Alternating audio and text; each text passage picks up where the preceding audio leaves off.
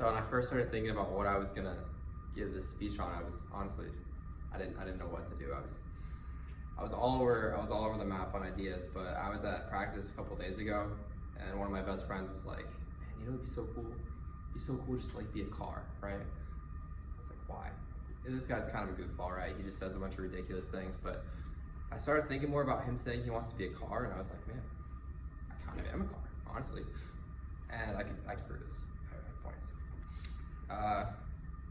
I'm kind of like a car in the first way because I can go for a while, right? And this isn't just like athletical reasons. I'm on the cross country team, so I can run for a while too. But I feel like I can handle a lot of stuff, kind of like cars can go for a while. This is like with school. I mean, I've had like 9-hour days before. Obviously with running, I can go for a while, but with running, I mean, the faster you go, the more you drain your energy, the more you drain your fuel, and the quicker you gotta, refuel. And this kind of just goes with everything, but eventually, the car is gonna run out of gas. It's gonna run out of whatever type of gas you put in there. If it's an electric car, it'll run out of energy, but eventually it will die. And I kind of compare myself to more of like a truck. Not that I'm like a big human or anything, but my gas mileage isn't too crazy. Like I got some friends that are Priuses. They literally don't stop, but I stop a little quicker than them. My second reason that I'm kind of like a car is cars have dents and scratches and things wrong with them. Check engine lights come on.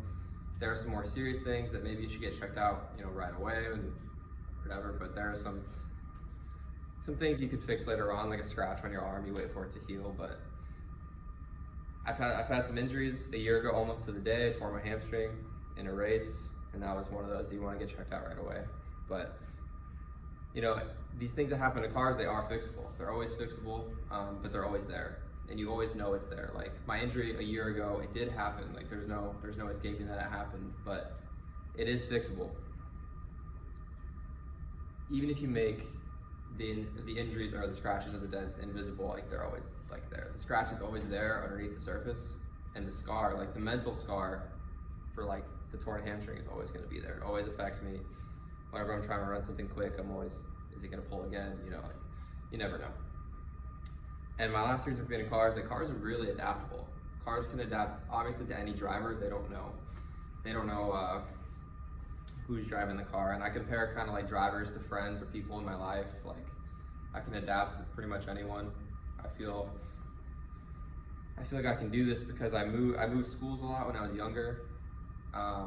Every year up until about 5th grade, I was in a new school, and that's just because my mom moved around a lot for work. It was just around the same city, but it was new schools, making new friends, and I finally settled on a home in 5th grade, and I was there until the end of high school.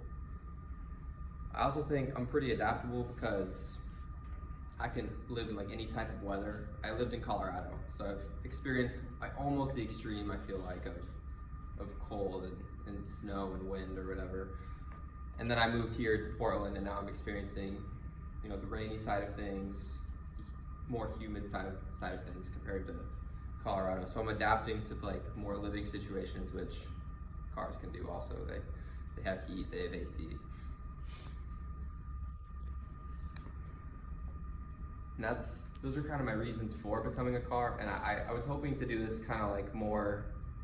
I was hoping this wasn't going to be a super serious like comparison, but the more I started thinking about it, it kind of works, And I feel like you can do that with almost anything, but I feel like a car was the best thing for me to do with it. So.